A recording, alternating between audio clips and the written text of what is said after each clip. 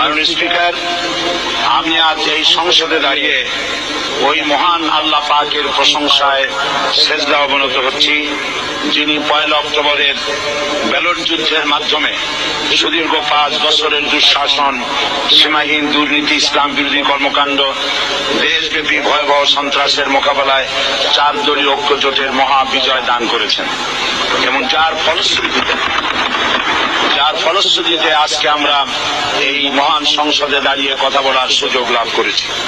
মাননীয় স্পিকার, আপনার মাধ্যমে আমি আমার অন্তরের অন্তঃস্থল থেকে দেশবাসীকে ধন্যবাদ জানাই।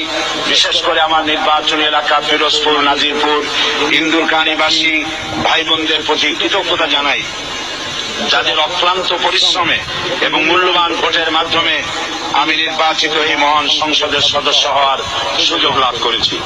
মাননীয় স্পিকার,